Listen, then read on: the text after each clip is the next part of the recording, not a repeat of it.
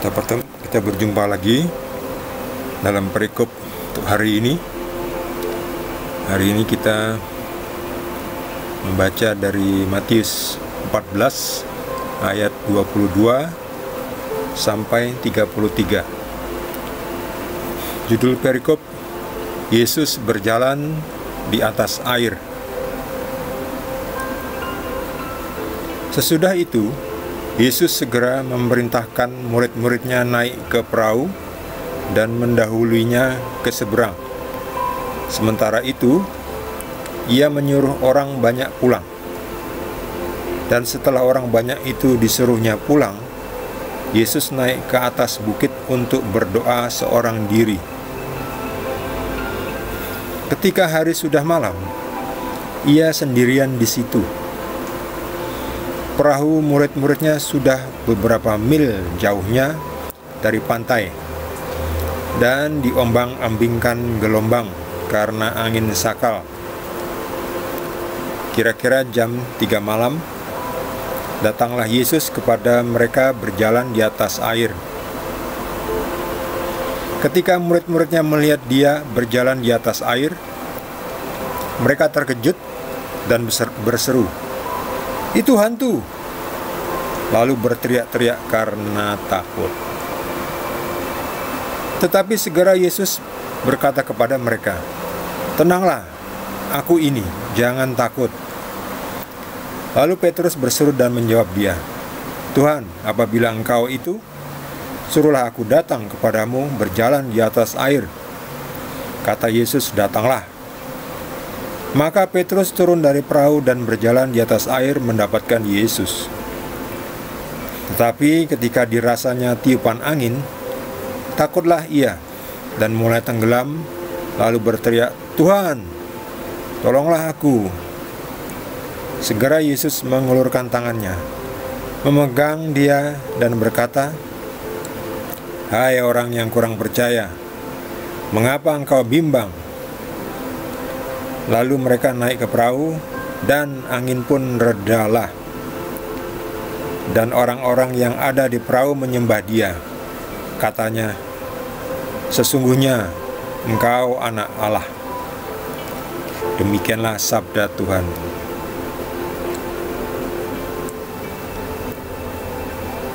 Kita perhatikan di sini, setelah Yesus melayani banyak orang itu, yang terakhir itu diberi makan sampai 5.000 orang. Itu Yesus naik ke atas bukit untuk berdoa seorang diri. Nah, mengapa Yesus berdoa? Karena Yesus masih manusia. Dia sekarang terbatasi oleh tubuhnya, fisik. Sementara Tuhan secara Bapa yang ada di mana-mana itu tidak terjangkau, tidak terbatasi oleh fisik. Karena Yesus berbentuk daging, Tuhan yang berbentuk daging, dia terbatasi oleh fisik. Secara fisik dia berbentuk manusia, sehingga dia berkomunikasi dengan Tuhan Bapa dengan cara berdoa. Meskipun Tuhan Yesus dan Tuhan Bapa adalah satu, tetapi secara bentuk itu beda. Jadi disinilah ada komunikasi. Kita juga harus berdoa seperti Yesus. Kita perlu mendapatkan kekuatan dari Tuhan Bapa pencipta langit dan bumi, pencipta manusia, pencipta makhluk hidup, pencipta jagat raya, dan juga pemiliknya. Kita harus berkomunikasi. Ketika berkomunikasi, ada baiknya kita seorang diri. Ketika kita seorang diri, itu tenang, cenderung untuk tenang, tidak berisik. Bukan berarti berdoa bersama juga bisa. Di mana 2 atau 3 orang berkumpul atas namaku, disitulah Yesus hadir. Ketika tidak ada 2 atau 3 orang, kita berdoa sendiri. kita bisa berdoa sendiri, kita mendapatkan ketenangan, suasana tenang, kita berkomunikasi dengan Tuhan langsung, dan Tuhan mendengarkan meskipun kita sendiri. Tidak mesti 2 orang atau 3 orang. Kita juga bisa berdoa seperti Yesus yang Tuhan dalam bentuk daging berkomunikasi dengan Tuhan dalam bentuk di mana saja. Tuhan Bapa ada di mana-mana. Jadi kalau ada orang berkata, kenapa Tuhan berdoa? Karena Yesus bentuknya manusia. Yesus 100% manusia. 100% itu daging. Kalau dicubit itu sakit. Kalau dipukul itu bengkak. Kalau waktunya makan terasa lapar. Itulah Tuhan berbentuk manusia, daging. Jadi dia terbatasi oleh fisik. Setelah murid-muridnya itu disuruh pulang setelah pelayanan, disuruh menyeberang. Malam-malam, jam 3 malam, ya Yesus tahu. Yesus bisa melihat. Yesus sebagai Tuhan dalam dirinya tahu. Wah, itu sudah jauh. Wah, itu perahu murid-muridnya diombang-ambingkan gelombang. Yesus yang sebagai Tuhan bisa melakukan apa saja kalau mau. Dia jalan di atas air. Wow, bayangkan, berjalan di atas air.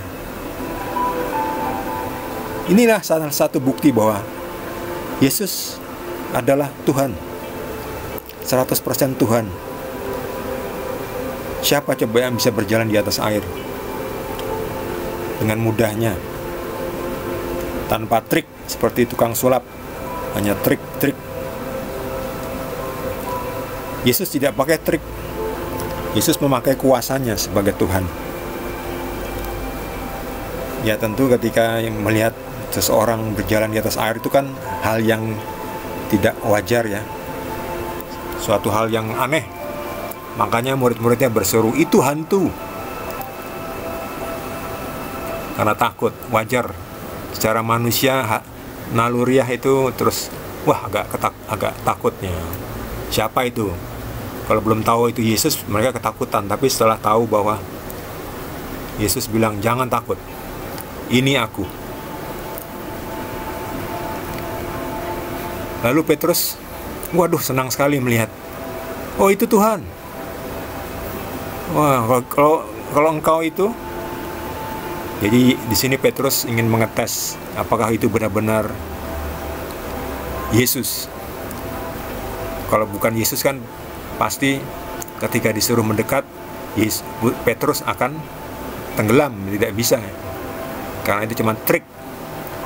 Tapi karena ini benar-benar Yesus berkuasa, datanglah.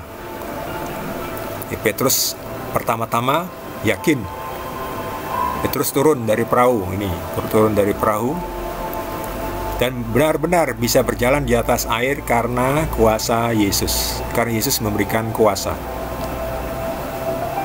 Lalu kenapa Yesus bisa berjalan? Apakah Tuhan memberikan kuasa kepada Yesus? Ya, Yesus itu sendiri adalah Tuhan.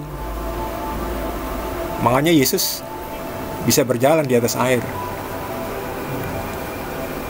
Yesus adalah Tuhan. Pertama-tama Petrus percaya, pasrah kepada Yesus, yakin, percaya.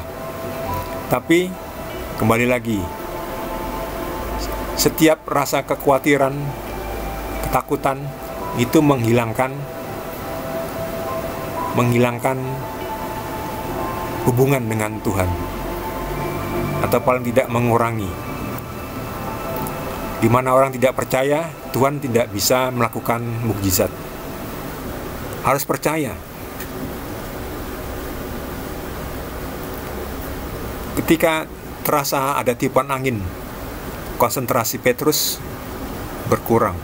Aduh, ada angin, merinding. Wah, ngeri. Mulai itu tumbuh rasa takut. Nah, disinilah ketika rasa takut itu datang, mulai tenggelam. Petrus mulai tenggelam.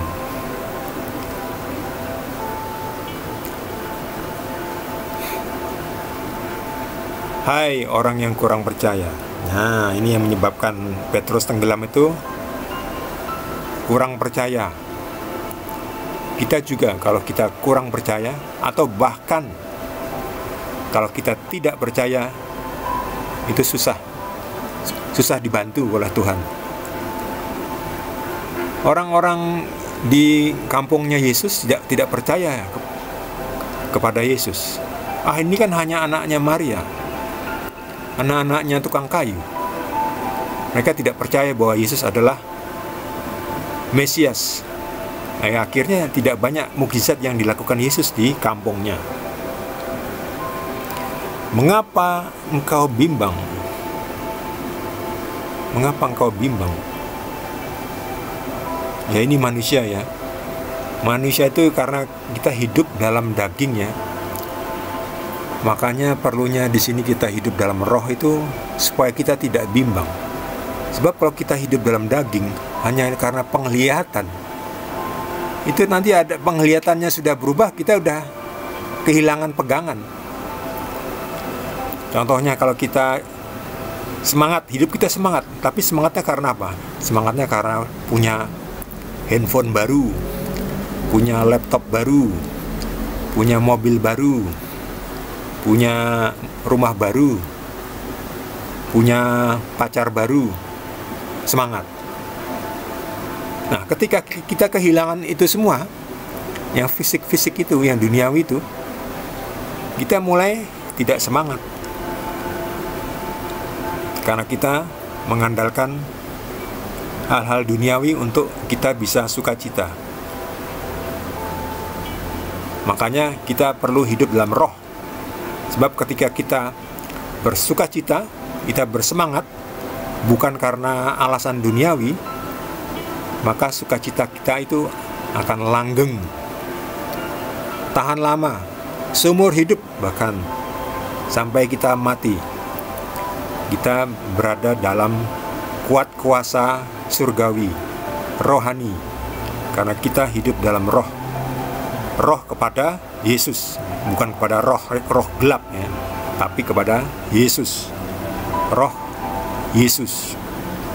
Hanya di dalam Yesus kita bisa mendapatkan kekuatan yang sesungguhnya, kekuatan yang langgeng, kekuatan yang surgawi.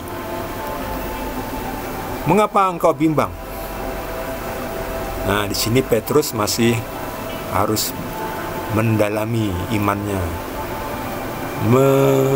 meningkatkan imannya, menguatkan rohnya,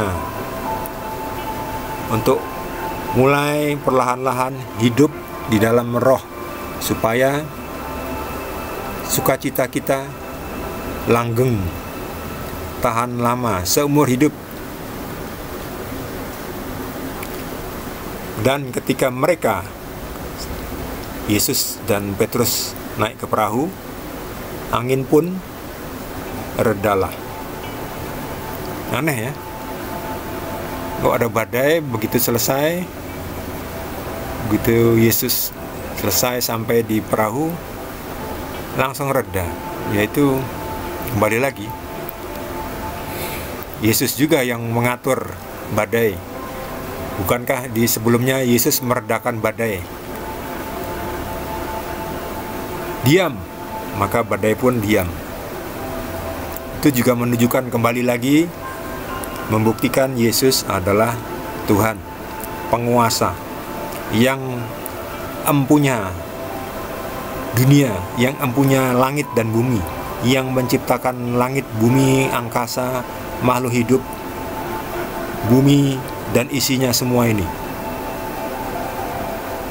Jadi dia berkuasa, mengatur. Dan biarkan Yesus yang mengatur. Dia berhak mengatur. Dia adalah Tuhan yang menciptakan. Jangan kita malah ngatur Tuhan. Dan ketika selesai, orang-orang yang ada di perahu menyembah Dia. Katanya, sesungguhnya Engkau Anak Allah. Ini ucapan ini tidak semata-mata berasal dari ucapan manusia ya. Ini dari Tuhan sendiri yang mengucapkan melalui mulut orang-orang itu. Sesungguhnya Engkau Anak Allah. Tidak ada ya. Jadi tidak ada orang yang bisa mengatakan ini kalau itu tidak Tuhan sendiri yang mengatakannya melalui mereka. Seperti ketika Petrus ditanya oleh Yesus, menurutmu siapa aku? Lalu Petrus menjawab, Engkau adalah Mesias, Anak Allah yang hidup. Lalu Yesus mengatakan, bukan kau yang mengatakan itu Petrus, tapi Roh Bapa yang mengatakannya melalui kau. Jadi ini juga. Jadi ini menunjukkan, membuktikan lagi Yesus adalah Allah. Kenapa disebut Anak Allah? Apakah Allah beranak? Bukan. Yang beranak itu manusia. Allah tidak punya anak. Itu membuktikan bahwa Yesus benar-benar Allah, karena Yesus tidak punya anak. Jadi kalau ada orang yang debat kusir, kok Allah beranak? Bukan, Allah tidak beranak. Buktinya apa? Buktinya Yesus tidak punya anak. Makanya Yesus adalah Allah. Kenapa disebut Anak Allah tapi? Karena Dia anaknya Maria secara daging. Dia dilahirkan oleh manusia, yaitu Maria, ibunya. Ibunya manusia. Karena mempunyai ibu, makanya disebut anaknya ibu. Makanya gitu lu disebut Anak Allah. Itu hanya istilah. Tapi Yesus sendiri adalah Allah. Ya, ini yang sering menjadi debat kusir dengan mereka yang belum percaya. Tidak apa-apa, kita bantu mereka untuk pelan-pelan bisa percaya, supaya lebih banyak orang lagi yang mengenal Tuhan Yesus dan mendapatkan keselamatan. Demikian pembahasan satu perikop untuk hari ini. Besok kita lanjutkan lagi. Bagi rekan-rekan yang mendapatkan pencerahan dari Roh Kudus, bisa juga membagikan pencerahannya kepada kita semua di kolom komentar. Jangan lupa subscribe yang belum subscribe, dan juga di klik like supaya bisa tersebar oleh sistemnya YouTube video ini, dan banyak orang lain lagi yang bisa menonton video ini. Terima kasih. Tuhan berkati.